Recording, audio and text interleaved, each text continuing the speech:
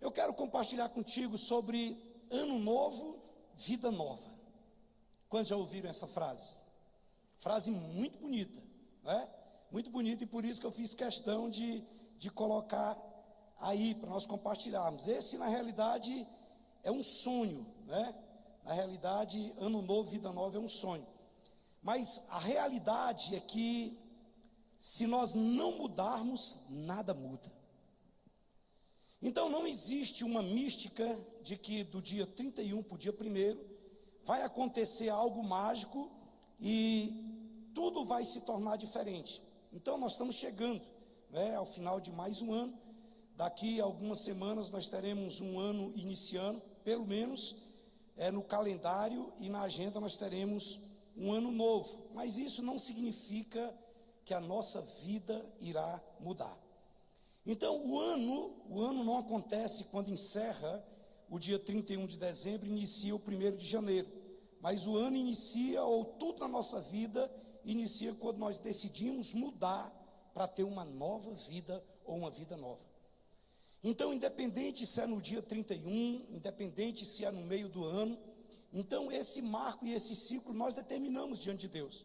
Então nós não acreditamos que haja nada místico a respeito disso, mas nós acreditamos que a nossa vida é feita de ciclos, é feito de estações e é feito também de marcos. Então, geralmente nas viradas do ano, né, no culto da virada, ou na semana da virada, ou no mês da virada, nós planejamos geralmente o ano seguinte.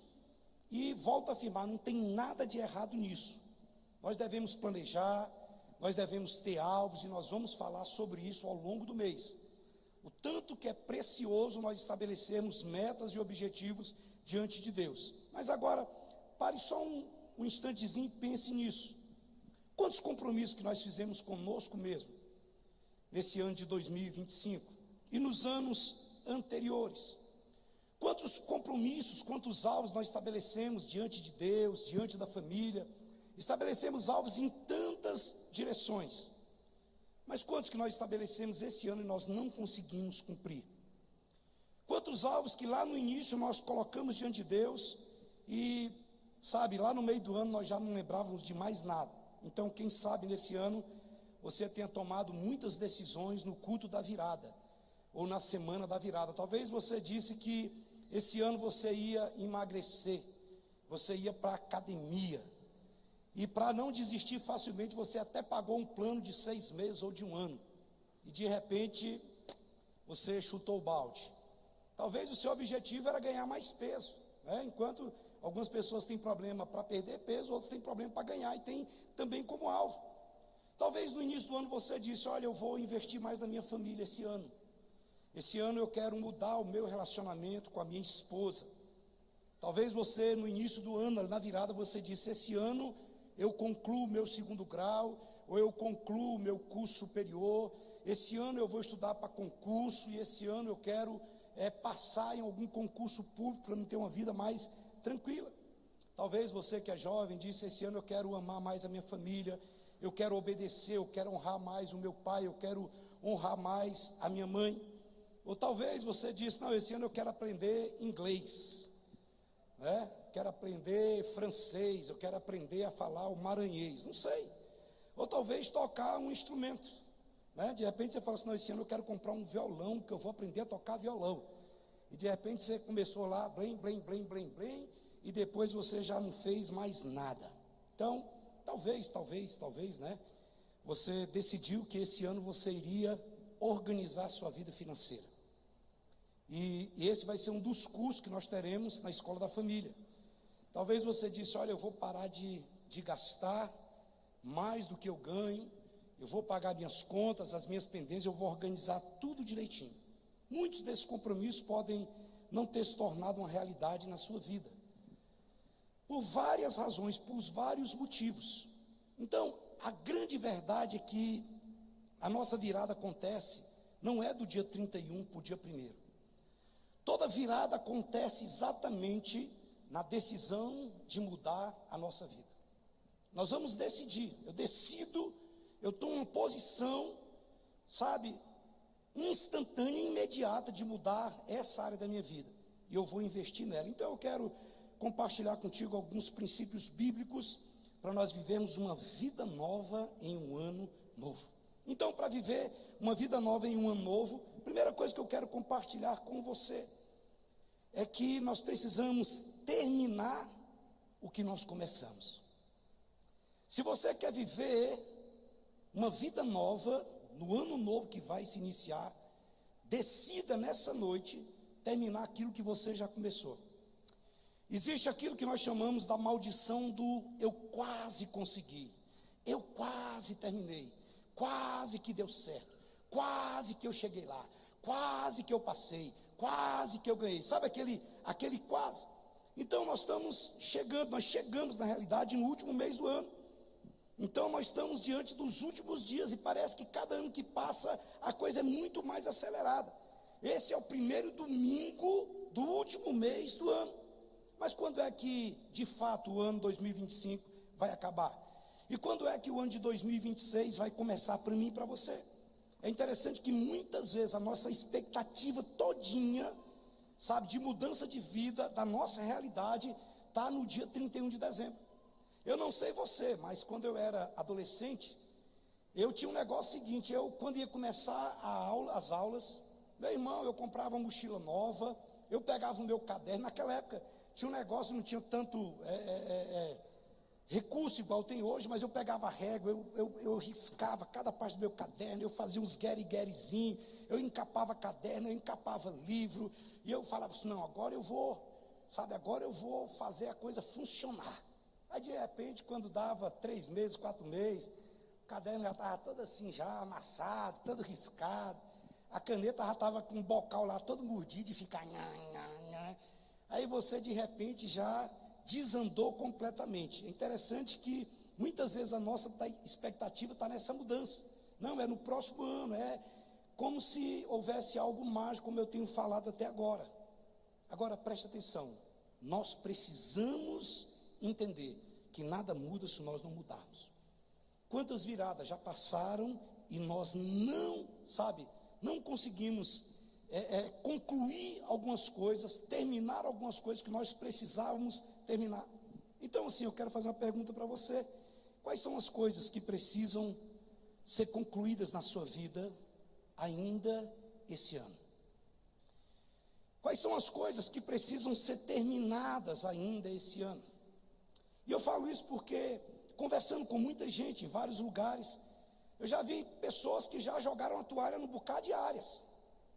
Já jogaram a toalha mesmo assim, a respeito do bocado de coisa, assim, já desandou mesmo, agora eu vou meter o pé na jaca e o ano que vem eu começo. O ano que vem eu retomo. Não, agora já começou mesmo, eu já engordei mesmo, agora eu vou meter a cara mesmo na carne, agora não quero nem saber. Não, exercício agora só o ano que vem. Não, meu devocional, muitas coisas que precisavam ser concluídas e terminadas não foram. E eu quero te mostrar sobre algumas pessoas na Bíblia que nos inspiram a terminar, a começarmos vivenciarmos uma nova estação na nossa vida depois de concluir alguma coisa. Sabe, irmãos, tem algumas coisas que elas não começam na nossa vida porque nós não concluímos coisas passadas. De repente, algumas pessoas, quando você começa a olhar para o histórico de vida, tem muita janela aberta, tem muita porta aberta. Sabe, é mais ou menos quando a pessoa começa a uma reforma na casa ou construir uma casa e nunca termina. É claro que, de acordo com a condição financeira de cada um, pode levar menos tempo ou mais tempo. Mas a gente percebe que algumas pessoas não concluem algumas coisas que começam, não é por falta de recurso, é por falta, na realidade, de colocar o coração naquilo. Porque quem quer, arruma um jeito. Quem não quer, arruma uma desculpa. Então isso aí é algo que pode atrapalhar muito a nossa vida. Preste bem atenção. Foi desenvolvido, isso é pesquisa, você pode dar um Google aí. Existe uma teoria chamada teoria da janela quebrada. Essa teoria da janela quebrada foi desenvolvida em um lugar em que um homem pegou 2 carros do mesmo jeito e colocou um numa área nobre e colocou o outro carro num lugar que tinha muito ladrão, tinha muito, sabe, gente muito pervertida. E ele deixou esse carro nesse lugar muito perigoso, totalmente ileso, todo fechadinho. E aquele carro ficou lá muitos dias e não teve nada. E lá no lugar nobre, ele fez a mesma coisa. E ele quebrou a janela dos 2 carros. E o que aconteceu? Que depois da janela quebrada, então no outro dia, eles tinham roubado tudo. Motor, pneu, banco, tinham roubado tudo. Então isso ficou conhecido como a teoria da janela quebrada. O governador João Dória, de São Paulo, quando ele começou no primeiro ano de governo dele em São Paulo, ele estabeleceu isso lá. E ele começou então a mandar apagar toda a pichação na cidade. Ele mandou reconstruir um bocado de coisa lá e começou a pegar firme, usando exatamente a teoria da janela quebrada.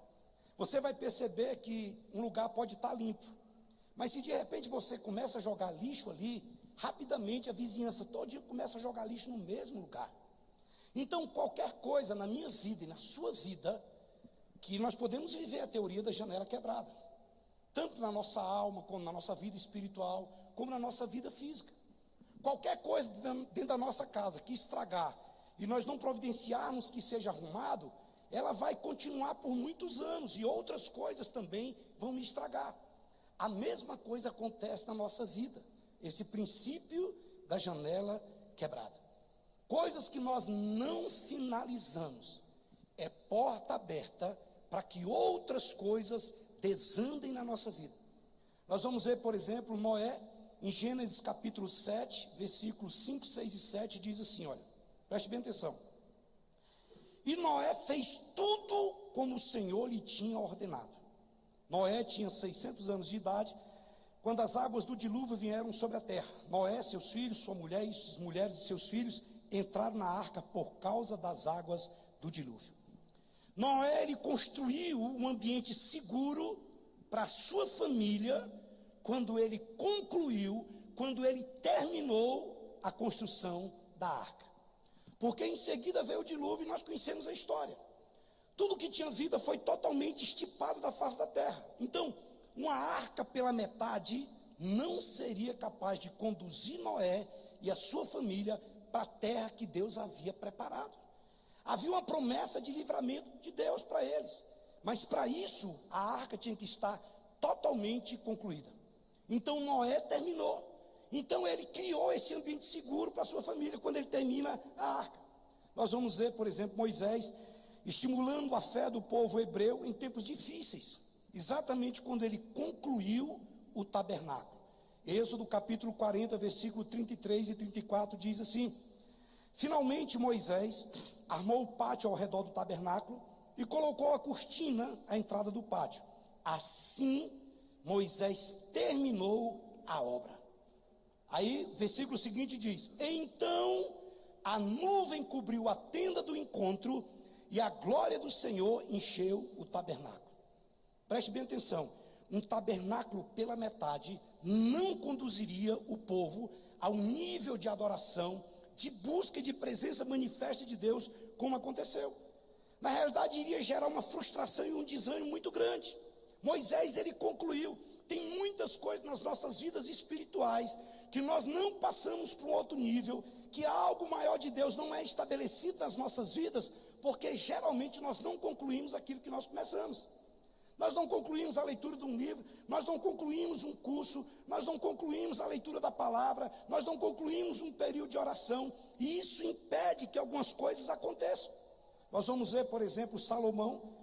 Salomão, ele viu a glória de Deus se revelando exatamente quando ele concluiu, quando ele terminou exatamente o templo.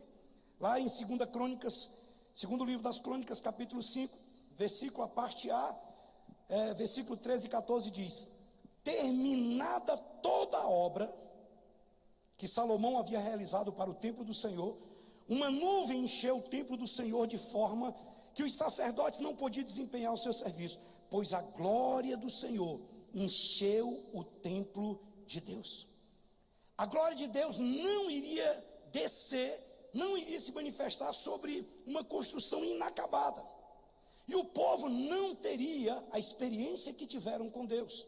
Aí o texto diz que Salomão, ele terminou toda a obra que havia sido realizada no tabernáculo, no templo do Senhor. Isso aqui aponta também para muitas áreas das nossas vidas, inclusive na vida espiritual. Nós vamos ver outros textos, por exemplo, Davi, ele descansa em paz, e Davi vai deixar um legado para as outras gerações, quando ele cumpre com o propósito de Deus na sua geração. Atos capítulo 13, verso 33, a Bíblia diz: e Paulo disse ainda, Davi cumpriu com todo o propósito de Deus na sua geração. Depois ele morreu e o seu corpo se decompôs. Davi, ele concluiu. Davi tinha um projeto. Davi, ele não poderia deixar um legado para Israel e para sua família se ele não tivesse terminado aquilo que Deus havia preparado para aquela geração. Sabe, irmãos, tem muitas coisas nas nossas vidas que nós precisamos concluir. Se você chegar na sua casa, você pode ler o primeiro livro de Samuel, se eu não me engano, no capítulo 17, especificamente no verso 51.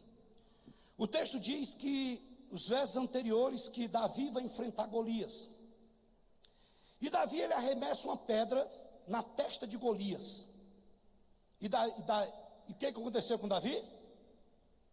O que foi que matou Davi? Foi a pedra que Davi... o que matou Golias foi a pedra que Davi lançou? Não. A pedra lançada por Davi derrubou o gigante. O versículo 51 de 1 Samuel, no capítulo 17, diz que uma vez que Davi derrubou o gigante está no chão, Davi então pega a espada do próprio gigante e corta o pescoço de Golias. Sabe, irmãos, tem muitas coisas nas nossas vidas. Sabe, às vezes nós fazemos uma campanha para que o marido converta, nós fazemos uma campanha para que o filho mude de vida, mas nós só vamos até onde o gigante cai. Nós não concluímos, nós não passamos a espada no pescoço do gigante. Consegue entender isso? Eu já atendi várias famílias, e eu lembro especificamente de muitas, sabe? Eu vi um caso de um marido que chegou para mim, ele converteu, era um cara que vivia no alcoolismo, e a mulher clamando a Deus pela vida do marido dela, pela salvação do marido dela, fazia campanha, nós visitávamos, tinha célula, orávamos, e um dia o marido resolveu converter e veio para a igreja. E depois que ele estava na igreja, passaram-se algumas semanas, alguns meses, a mulher virou um negócio na cabeça do cara, e começou a fazer cobranças num nível que ainda não estava estabelecido na vida dele, porque toda mudança é gradativa. Ela derrubou o gigante estava no chão, mas quando era para ela pegar a espada e passar no pescoço do gigante, ela começou a cobrar. E um dia ele chegou para mim, eu lembro, ele disse assim: pastor, eu não vou vir mais para a igreja não. Eu falei: por quê? Ele falou: pastor, minha vida era muito melhor quando eu estava na bagaceira, pelo menos eu tinha paz com a minha mulher, agora virou um inferno na minha vida. E vice-versa.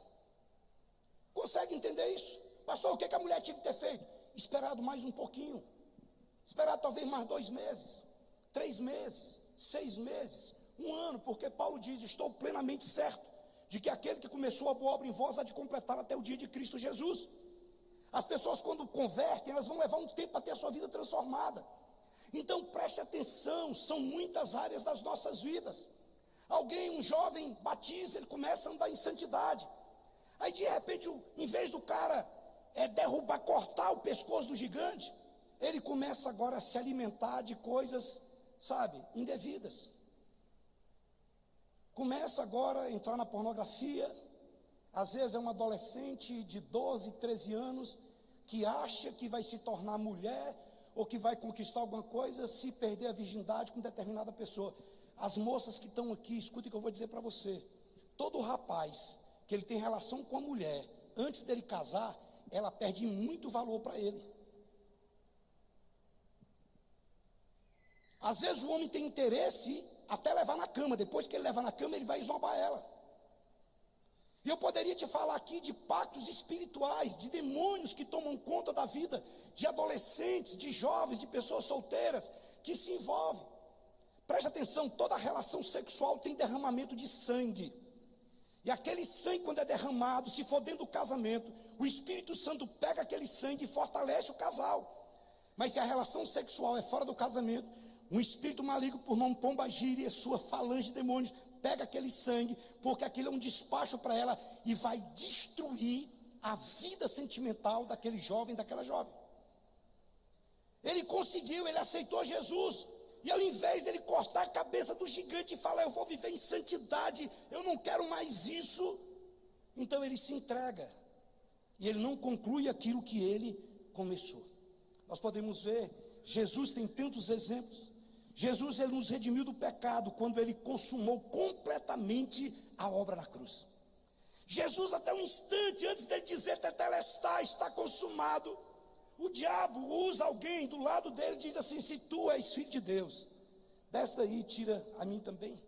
Jesus poderia naquela hora ter abortado o plano de Deus e ter deixado pelo meio aquilo que havia começado. João capítulo 19, verso 30 diz assim, tendo-o provado, Jesus disse, está consumado. Por isso ele curvou a sua cabeça e entregou o seu espírito. Nós não poderíamos ser salvos se Jesus Cristo tivesse chegado lá na cruz e não tivesse morrido naquela cruz. Se ele tivesse desistido no meio do caminho. Aí nós vamos ver que depois Jesus, em João capítulo 17, verso 4, Jesus diz, Pai, eu te glorifiquei na terra, consumando a obra que me confiaste a fazer. Te glorifiquei na terra. E eu consumei, eu não fiz pela metade. Eu fui até o fim na obra que o Senhor confiou na minha vida. Gênesis capítulo 24, verso 33. Se você tiver um tempo depois, você pode ver todo o texto. Nós vamos ver o servo de Abraão, que a tradição identifica como Eliezer, o Eliezer de Damasco. Gênesis capítulo 24, verso 33 diz assim, diante de Eliezer, dele, puseram comida, porém ele disse, não comerei, enquanto não expuser o propósito a que venho. Labão respondeu-lhe, dize. Abraão fez com que Eliezer botasse a mão debaixo da coxa dele e fizesse um juramento. E ele disse, olha, você vai lá na terra tal, e você vai buscar uma esposa para o meu filho Isaque. Não te detenhas no meio do caminho, não pare até que você fale com ele a respeito do que eu estou te dizendo. E Eliezer fez um juramento. E ele vai lá, tem todo o desenrolar da história. E quando ele encontra a futura esposa do filho de Abraão, de Isaque, então Labão diz assim, olha, agora senta aqui, que nós sabemos por que você veio, por que você está aqui. Você já disse aí mais ou menos, senta e come. Ele disse, não. Enquanto eu não sentar com todo mundo e cumprir totalmente com a promessa e com o compromisso que eu fiz com meu senhor Abraão, eu não boto comida na boca. Você consegue entender o quanto que é importante terminar, concluir aquilo que nós começamos? Então o texto diz que aconteceu exatamente isso aqui. Ele cumpriu a sua promessa, ele narrou toda a história da sua viagem, como que Deus conduziu ele, como que Deus guiou ele até Rebeca, antes de finalmente ele poder participar da refeição. A Bíblia diz que Deus, sabe, ele abençoará, Deus trará paz àquele cujo propósito é firme nele, porque confia nele. Sabe, o tempo todo a nossa caminhada, ela vai tentar nos induzir a não concluir aquilo que nós começamos. Não fique no meio do caminho em nada. Sabe, eu sou de um tempo em que o povo era mais ignorante. E aqueles que têm mais de 50 vão lembrar disso. Eu já vi o meu pai fazer um negócio, e depois que ele fez o negócio, alguém falou para ele, olha, você tomou prejuízo, você fez esse negócio seu, foi ruim, desmancha o negócio. Ele falou assim, Deus me livre, homem que é homem, ele não volta atrás com a sua palavra. Homem que é homem, ele fez, ele tem que segurar a onda, porque o cara pode não ter nada na vida, mas se ele pode ter qualquer coisa na vida, mas se ele não tiver palavra, não é homem. É claro que algumas pessoas vão para um extremo de arrogância. É por isso que Jesus disse, olha, seja a tua palavra sim, sim, não, não. O que passar disso vem do diabo. Hoje nós vivemos numa geração de moleques, que fala que vai e não vai, que fala que vem e não vem, que pede emprestado e não paga, que mente, que dá calote, que arruma desculpa, até gospel, para poder sair fora de alguns compromissos. Sabe o que é isso? É não terminar o que começou. Então, o ano novo não tem nada de místico, e nada vai mudar se eu não decidir mudar. Eu preciso mudar, eu preciso assumir uma postura firme com o meu Deus. 2 Timóteo capítulo 4, verso 7, o apóstolo Paulo diz: eu combati o bom combate, eu completei a carreira, e eu fiz o quê? Eu guardei a fé. Então nós precisamos começar, se treine a isso, se treine a ir até o fim daquilo que você começar. De coisa boa, de pecado você tem que desistir, mas comece a criar esses hábitos, comece a dizer: não, eu vou fazer. Se você estabelece diante de Deus, vá, porque o que poderia acontecer se nós tivéssemos terminado tudo aquilo que nós começamos no início do ano? O que teria acontecido com a minha vida e com sua vida se nós não tivéssemos desistido, parado, com tantos projetos, com tantas coisas? Simplesmente nós paramos. O que teria acontecido? Como que estaria a sua célula hoje? O que aconteceria com o seu casamento se você não tivesse desistido, se você não tivesse parado? O que teria acontecido nas suas finanças se você, tivesse se organizado direitinho? O que teria acontecido se você tivesse concluído todos os cursos que você começou? Como que estaria a sua carreira? Onde que você estaria? Talvez algumas pessoas começaram a estar junto com você, chegaram onde você queria chegar, e eles chegaram porque não pararam, não desistiram, e talvez você desistiu. O que teria acontecido se você tivesse ido até o fim no seu relacionamento com seu filho? Se você não tivesse cansado de ensinar, de instruir? Porque dias difíceis vão acontecer, e isso em todas as áreas. O que aconteceria se nós fôssemos até o fim de cada desafio que nós propomos diante de Deus, principalmente na virada do ano? O que aconteceria se as alianças que nós fizemos, com pessoas, com Deus, se os votos que nós fizemos a Deus de entrega, se nós não tivéssemos parado, irmãos? O problema é que existe muita pendência no mundo espiritual, existe muita pendência no mundo emocional, existe muita pendência no meio da família, porque nós paramos no meio do caminho, porque nós desistimos. Pastor, por que você está falando tudo isso? Achei que você ia dar uma palavra para jogar todo mundo para cima aqui, porque é a virada, mas é isso que eu estou querendo fazer. Sabe por quê? Porque muita gente já parou em dezembro, já está esperando a virada do ano. Muita gente já desistiu da academia, já desistiu de estudar, já desistiu da célula, já desistiu de culto, já desistiu de tudo, porque ele está dizendo assim: não, o ano que vem eu começo. E deixa eu te dizer uma coisa: Deus pode fazer coisas tremendas até o dia 31, até o último segundo da virada do ano.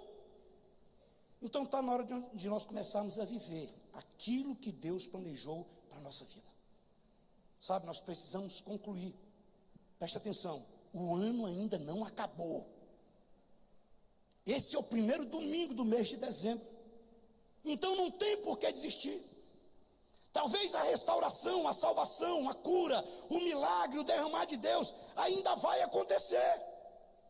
E por que eu vou paralisar esse tanto de dia que ainda falta, esperando o ano que vem chegar? Eu nem sei se para mim vai chegar.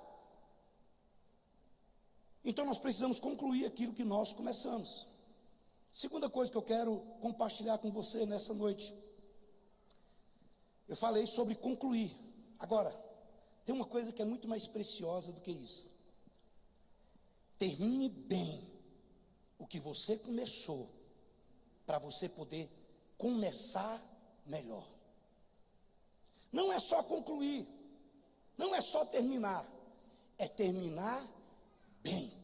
Aí você fala: pastor, qual que é a diferença? Toda.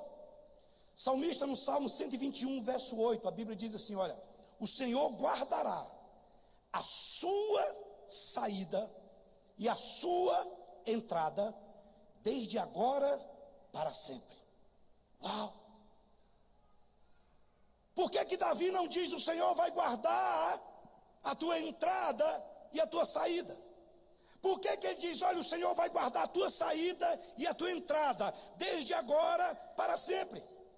Segundo livro das Crônicas, no capítulo 1, no verso 10, quando Davi tem um sonho, ele tem uma visão, e Deus aparece para ele e fala assim, Davi, pede uma coisa, e aquilo que você me pedir, sabe, pode pedir qualquer coisa que eu vou te dar.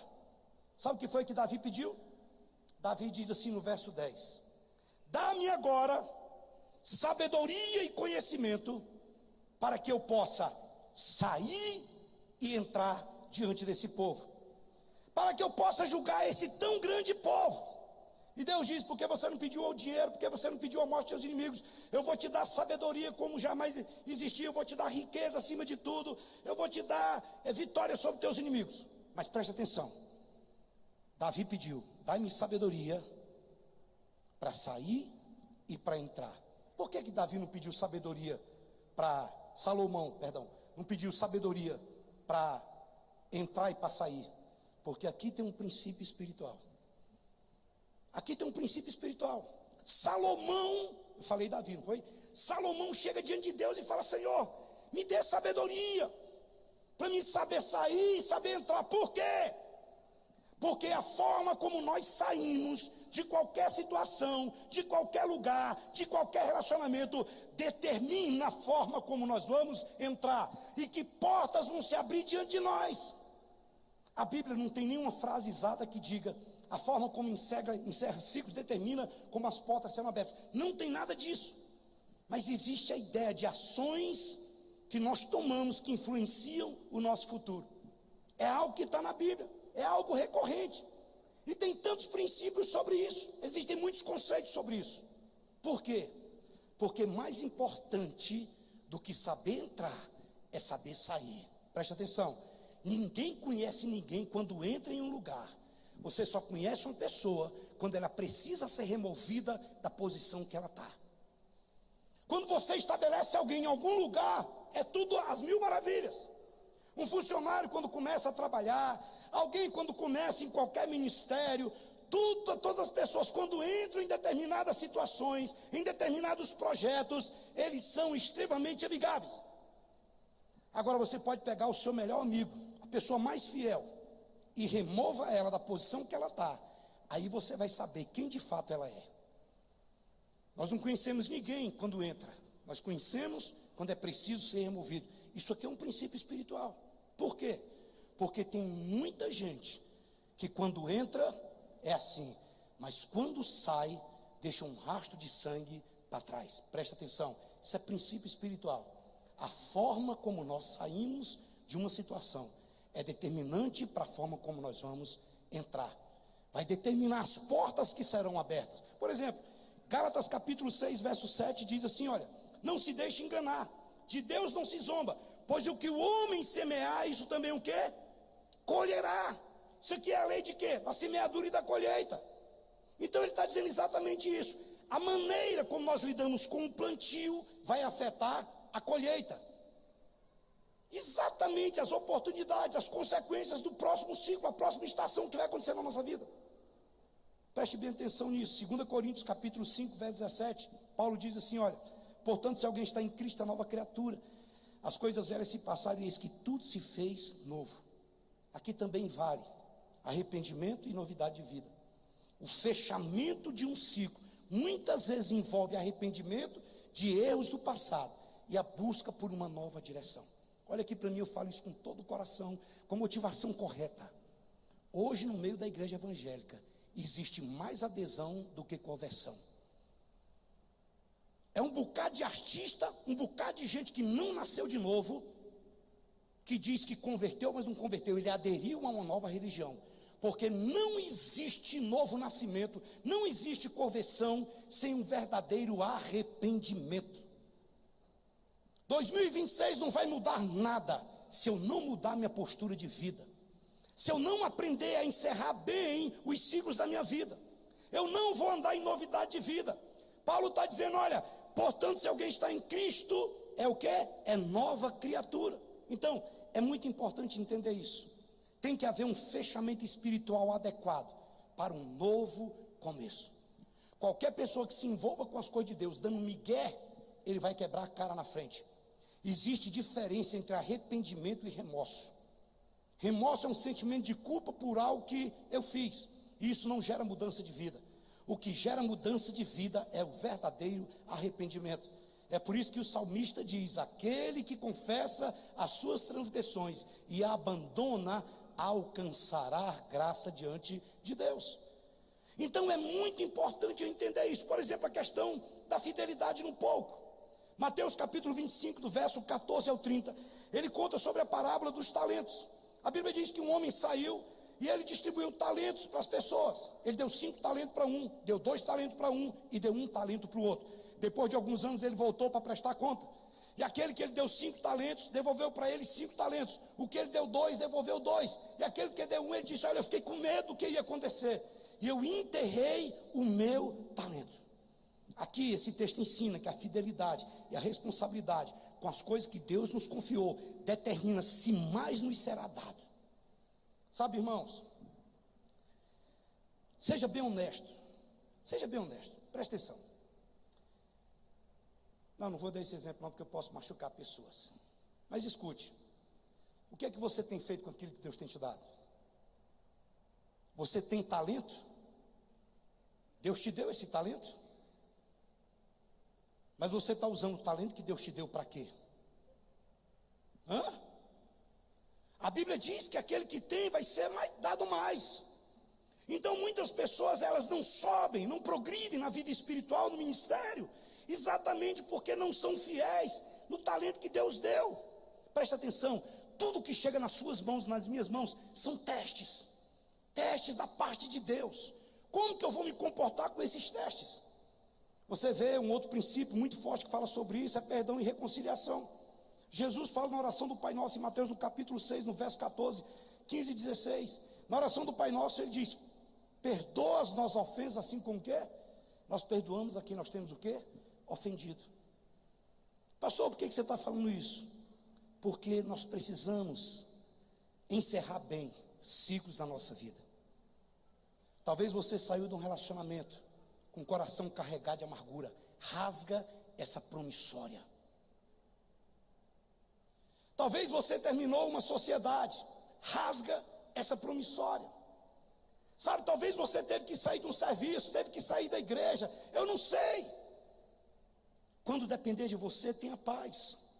Tenha tranquilidade no seu coração a respeito disso. Sabe, termine bem, porque a forma como você sair de qualquer relacionamento, de qualquer lugar, vai determinar as portas que vão se abrir diante de nós. Talvez você possa achar que está sendo bobo, que estão te passando para trás, mas deixa eu te falar, o mundo espiritual é regido por princípios. Fique tranquilo, porque a fatura chega. Então é muito importante não somente concluir, mas você também concluir bem. Conclua bem. Não fique levantando inimigo com todo mundo, arrumando briga com todo mundo, inimizade com todo mundo. Não. Lembre sempre disso. A forma como você sai determina as portas que vão se abrir diante de você. Terceira coisa, eu quero concluir. Fique atento aos detalhes. Pastor, 2026 está chegando, então conclua, calma, conclua 2025, conclua ciclos. Termine aquilo que, sabe, já aconteceu, termine bem, saia por cima. Mesmo que aparentemente parece que você está perdendo, tenha tranquilidade, porque novas portas se abrirão e a bênção de Deus vai vir. Agora, fique atento aos detalhes. Às vezes nós perdemos muitas coisas nas nossas vidas, porque nós não atentamos para os pequenos detalhes. Quase tudo que acontece nas nossas vidas, sinais são enviados, e nós precisamos estar atentos aos sinais que estão sendo dados. Quando nós ignoramos esses pequenos detalhes, esses pequenos sinais, nós podemos quebrar a cara. Sabe, irmãos, tem um texto, Eclesiastes capítulo 10, verso 1, diz assim: assim como a mosca morta produz mau cheiro, presta atenção, assim como a mosca, o que Salomão está falando aqui, irmãos? Assim como a mosca morta produz mau cheiro e estraga o perfume, assim também um pouco de insensatez pesa mais que a sabedoria e a honra. O que ele está dizendo? Olha, o perfume pode ser o mais caro que tiver. O perfume pode ser aquele mesmo. Se uma mosca cair dentro, ela vai estragar o perfume. E assim como uma mosca morta, ela pode destruir um perfume caro, um perfume valioso. Assim também pode acontecer conosco, se nós não atentarmos para detalhes. Coisas pequenas que vão acontecendo no dia a dia e que nós vamos ignorando. Então, nós precisamos ter cuidado com as pequenas coisas. Nós não podemos subestimar o impacto, de pequenos erros, pois eles podem ter consequências desproporcionais nas nossas vidas. Às vezes nós ignoramos no nosso relacionamento com o nosso cônjuge, com os nossos filhos, com os nossos liderados, com pessoas em geral. Eu preciso ter cuidado e ficar atento aos pequenos detalhes. Se eu pudesse falar para você, dizer para você, olha, vigilância constante. Nós precisamos estar atentos, porque às vezes um momento de descuido pode trazer erros que vai comprometer a nossa vida e às vezes as pessoas que estão próximas de nós. Cantares, ou Cântico dos Cânticos, capítulo 2, verso 15, a Bíblia diz lá que o que destrói as vinhas não são as grandes raposas. O que o texto diz lá é que o que destrói as vinhas são exatamente as raposinhas. Cantares, capítulo 2, verso 15. As raposinhas é que destrói. Então preste bem atenção. Grandes batalhas podem ser perdidas por causa de pequenos detalhes. Tem um ditado chinês que diz assim, olha, por causa de um prego, perdeu a ferradura. Por causa da ferradura, perdeu o cavalo. Por causa do cavalo, perdeu a mensagem. Por causa da mensagem, perdeu a guerra. Ah, pastor, mas eu não sou muito ligado em detalhes. É questão de vigilância. É o que a Bíblia fala. A Bíblia não fala para orar e vigiar. A Bíblia diz, vigiai e orai. Tem gente que vigia muito, vai muito no culto, jejua muito, vai muito no monte, mas ela não vigia. Não vigia o que fala, não vigia tantas coisas. E isso aí pode causar um estrago muito grande. Imagine, como eu já disse, se Jesus tivesse chegado perto da cruz e não tivesse morrido lá, nós estaríamos eternamente condenados. Uma obra quase acabada, ela não produz o mesmo efeito de uma obra concluída totalmente. Ir até o fim e se preocupar com os detalhes é prova de amor e de zelo. E hoje, como eu estou inspirado, William Shakespeare disse: eu aprendi que são os pequenos acontecimentos diários que tornam a vida espetacular. Nós precisamos olhar, para detalhes. Às vezes na nossa casa, no nosso trabalho, nos nossos relacionamentos. Gostaria de chamar a equipe de louvor aqui à frente. A nossa vida pode ser boa, com grandes conquistas, mas ela só vai ser extraordinária se nós aprendermos a concluir bem e prestar atenção nos detalhes. Um erro que muitos cometem é achar que o ano já acabou antes dele acabar.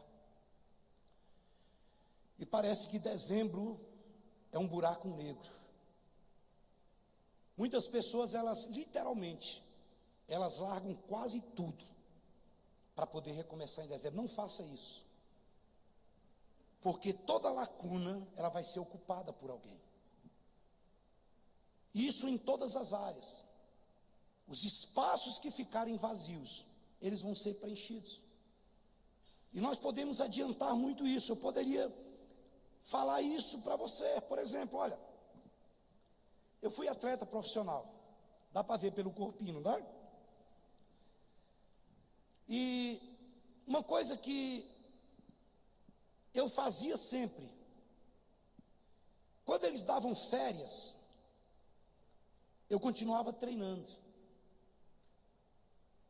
É por isso que você vai ver alguns clubes de futebol e de outros esportes, que eles se reapresentam no clube antes do tempo e começam a treinar antes. Por quê? Porque tem muitos atletas que eles relaxam completamente no período das férias. E quando eles retornam, vão ter muita dificuldade para poder alcançar o ritmo dos outros. Ah, pastor, mas só quer dizer que eu não posso descansar? Não dá uma de doido que eu não estou falando isso. Inclusive a palavra semana passada foi sobre cansaço. Cansaço físico, cansaço emocional e cansaço espiritual. Eu estou falando é de abandonar, de não concluir, de não prestar atenção em pequenos detalhes. Eu já vi pessoas, casais, compartilhando algumas coisas que disseram, pastor, quando eu prestei atenção, já tinham se passado 6 meses, 1 ano, 2 anos, e eu não atentei para o que estava acontecendo. Pequenos detalhes. Ninguém conclui o que começou, ninguém fecha aquilo que está pendente, ninguém enfrenta o que precisa resolver.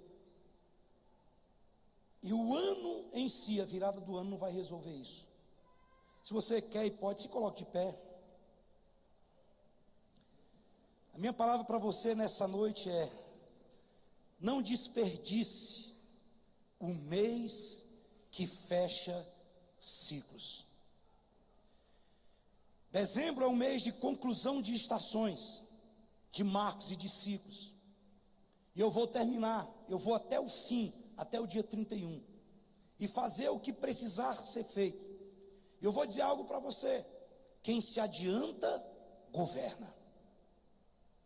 Quem se adianta, governa. O mês de dezembro é um mês que fecha ciclos.